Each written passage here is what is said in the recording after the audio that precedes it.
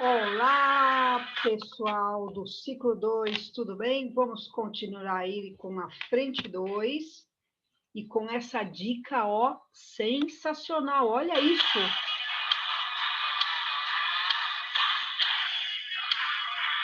Sensacional, hein? Depois ouviremos mais uns trechinhos aí. Caderno 4, frente 2, aula 48, página 168.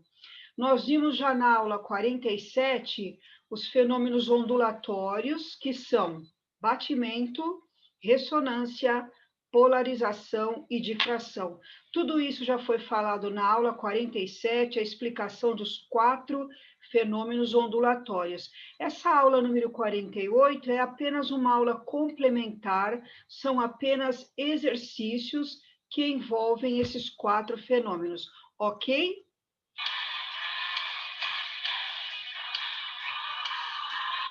Então, vamos lá? Primeiro exercício. Foram geradas 2 ondas sonoras em um determinado ambiente com frequências F1 e F2.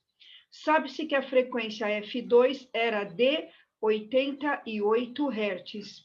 Percebeu-se que essas 2 ondas estavam interferindo entre si, provocando o fenômeno acústico denominado batimento, cuja frequência era de 4 Hz. Com o uso de instrumentos adequados, verificou-se que o comprimento de onda para a frequência F2 era maior que o comprimento de onda para a frequência F1. Com base nessas informações, assinale a alternativa que apresenta a frequência F1. Aqui ele forneceu a frequência dos batimentos, 4 Hz, ok? E a frequência da onda F2, 88, nós vamos descobrir a frequência F1. Vamos lembrar, em primeiro lugar, o fenômeno dos batimentos. Lembrar, ó, marquei aqui para vocês, que batimento é o fenômeno resultante da superposição de 2 ondas de mesma direção, mesma amplitude, que tenham frequências próximas. Então, eu tenho aqui na figura uma onda de frequência F1, olha aqui, ó, poing, poing, poing, poing, poing, uma onda de frequência F2, poing, poing, poing, poing, poing. Essas ondas estão se propagando na mesma direção e elas possuem a mesma amplitude. Essa onda vai se juntar com essa onda, eu vou ter uma onda resultante. Então, eu tenho crista se somando com crista, vale se somando com vale, vale se somando com crista, e eu tenho aqui uma onda resultante, e esses pontos aqui, ó, máximo, são pontos de batimento, tá? Toda vez que passar por um máximo, eu digo que houve um batimento. Como que nós calculamos a frequência de batimentos? É a frequência F1 menos a frequência F2. Coloquei em módulo por quê? Porque se a frequência F1 for menor, aqui vai dar um número negativo, nós sempre vamos colocar em módulo. Então, você pode usar essa fórmula como F1 menos F2, ou, se o F2 for maior, F2 menos F1. Nesse exercício aqui, que é o número 1, da página 168, ele forneceu frequência dos batimentos 4 e a frequência F2, 88. Será que eu vou fazer F1 menos F2 ou F2 menos F1? Qual frequência é maior? Mas ele me deu uma dica interessante no enunciado do problema. Ele disse no enunciado que o comprimento de onda da onda 2, lambda 2, é maior que o comprimento de onda lambda 1. Vamos lembrar de uma coisa. Velocidade é o comprimento de onda vezes a frequência. Joguei o comprimento de onda para o lado de lá dividindo. Então, ficou frequência, velocidade dividido pelo comprimento de onda. Vamos lembrar uma coisa que eu já bati bastante. Frequência e comprimento de onda são grandezas inversamente proporcionais. Uma onda que tem um comprimento de onda grande tem uma frequência pequena e vice-versa. Nesse problema, como ele afirmou no enunciado que o lambda 2 é maior que o lambda 1, então, ao contrário, a frequência da onda F2 é menor que a frequência da onda F1. Então, se F2 é menor que F1, o F1 é maior que o F2, então eu faço frequência de batimentos F1 menos F2. Frequência de batimentos foi dada 4 e a F2 foi dada 88. Passou 88 para lá somando, 4 mais 88, 92 Hz é a frequência da onda F1, alternativa D de dado, beleza?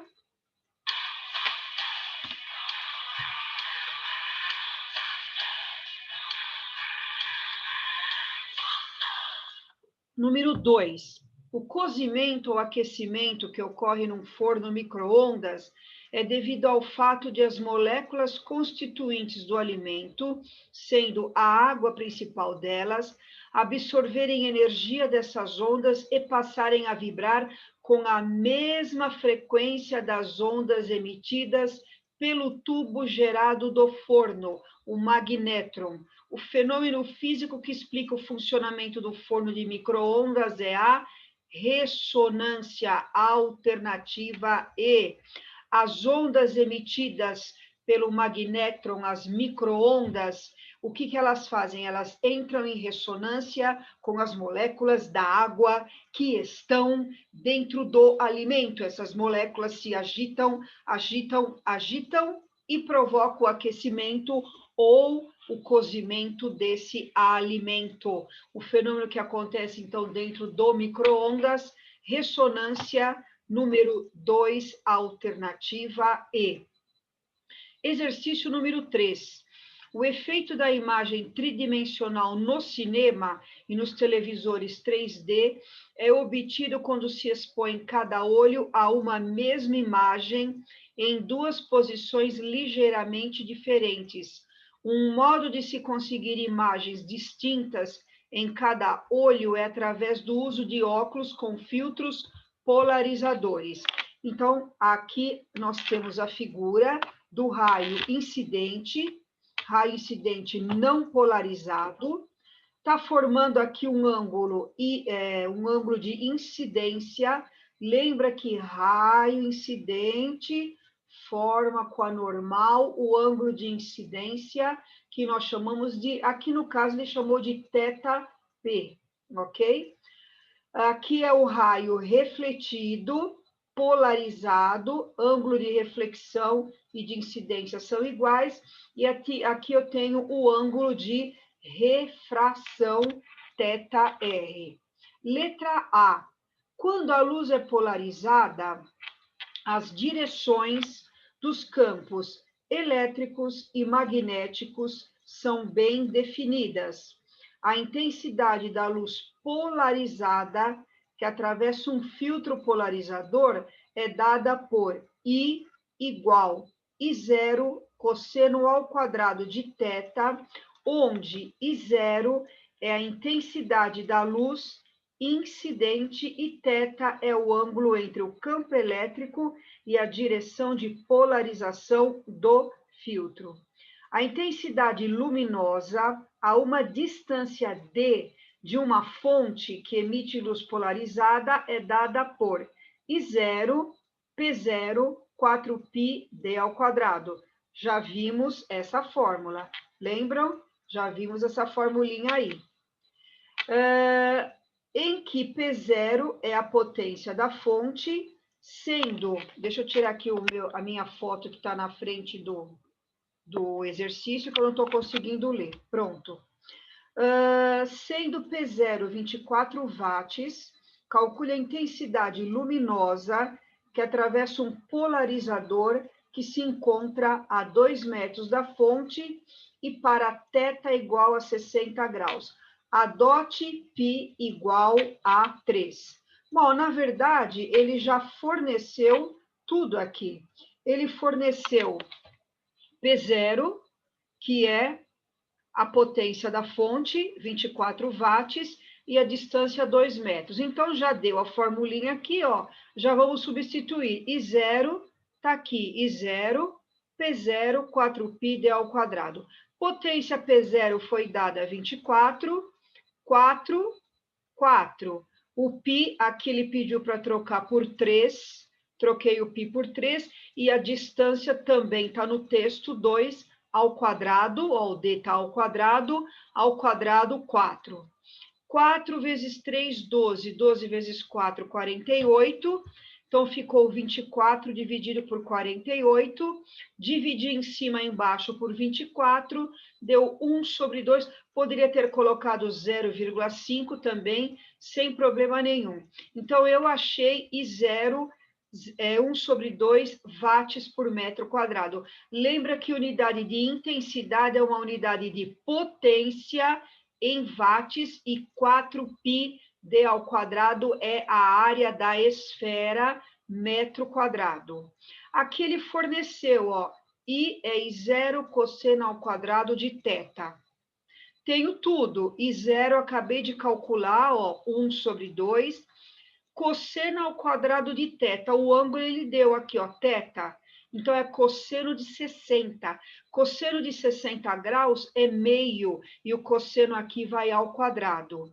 Então, 1 sobre 2, meio ao quadrado. Então, aqui ficou 1 sobre 2, ó, copiei. 1 ao quadrado, 1. 2 ao quadrado, 4. Numerador, 1 vezes 1, 1. 2 vezes 4, 8. Então, a intensidade, 1/8 watts metro quadrado, resposta do item A. Ok? Agora, nós vamos para o item B, página seguinte. Uma maneira de polarizar a luz. Só um instantinho que de novo ficou um quadro aqui na frente. Eu sempre coloco, gente, o enunciado do lado direito, porque fica a minha foto aqui, e se eu colocar exercício aqui, vocês não vão conseguir copiar, tá? E o enunciado vocês têm aí na apostila. Então, vamos lá, letra B. Uma maneira de polarizar a luz é por reflexão. Quando uma luz não polarizada incide na interface entre dois meios de índice de refração absolutos diferentes, com o ângulo de incidência θb, conhecido como o ângulo de Brewster, a luz refletida é polarizada, como mostra a figura a seguir. É aquela figura que está na primeira página dessa aula. Nessas condições, na primeira página dessa aula, não, aqui há duas, no enunciado do problema, ó, que é da Unicamp, tá? Que é essa figura aqui, certo? Então, vamos voltar lá. Nessas condições, θb, que é o ângulo de incidência na figura, mais θr, que é o ângulo de refração na figura, é igual a 90 graus. Então, θr é o ângulo do raio refratado. Sendo N1 igual a 1, o índice de refração absoluto do meio 1, e θb 60 graus, ele pede o índice de refração do meio 2. Aqui não há novidade nenhuma, basta aplicar a lei de Snell. Só que antes ele forneceu que θb mais θr é 90 e forneceu que o θb é 60. Bom, se o θb é 60, é claro que o θr só pode ser 30 graus. 60 mais 30 para dar 90.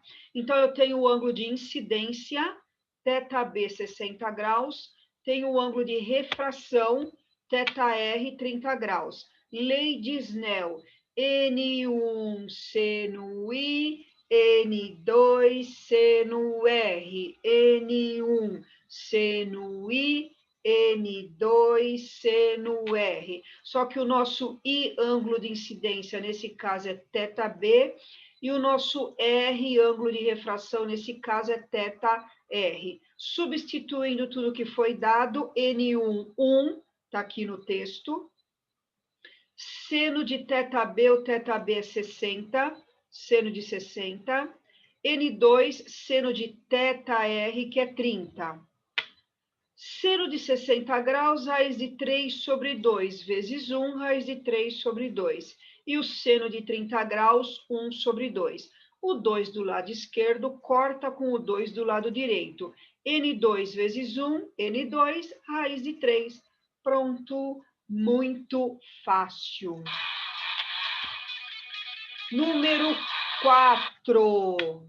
O número 4 diz: o debate a respeito da natureza da luz perdurou por séculos, oscilando entre a teoria corpuscular e a teoria ondulatória. No início do século XIX, Thomas Young, com a finalidade de auxiliar na discussão, realizou o experimento apresentado de forma simplificada na figura. Nele, um feixe de luz monocromático passa por dois anteparos com fendas muito pequenas. No primeiro anteparo há uma fenda e no segundo duas fendas. Após passar pelo segundo conjunto de fendas, a luz forma um padrão com franjas claras e escuras. Já vimos isso, inclusive, nos exercícios da aula passada, tá? Com esse experimento, Young forneceu fortes argumentos para uma interpretação a respeito da natureza da luz, baseada em uma teoria ondulatória, né? E ele justifica isso pelo quê? Ó, quando eu tenho uma luz aqui que passa pela fenda, ocorre o fenômeno da difração, aqui, ó, a luz contorna o obstáculo. Quando ela chega aqui nessas duas fendas, ela contorna o obstáculo, então eu tenho o fenômeno novamente da difração, só que a onda que passou por essa primeira fenda e por essa fenda se junta e vai haver aqui interferência de onda, tanto construtiva como destrutiva. Então eu tenho aqui a formação de franjas claras e escuras nesse anteparo, ok? Então, a alternativa correta do 4, a teoria baseia-se na teoria ondulatória, justificada pelo fato de, no experimento, a luz sofrer difração e interferência. Não sei se a minha foto está aparecendo aqui, então eu vou ler para vocês a explicação que eu falei, tá? A luz difrata-se na fenda simples e depois na fenda dupla.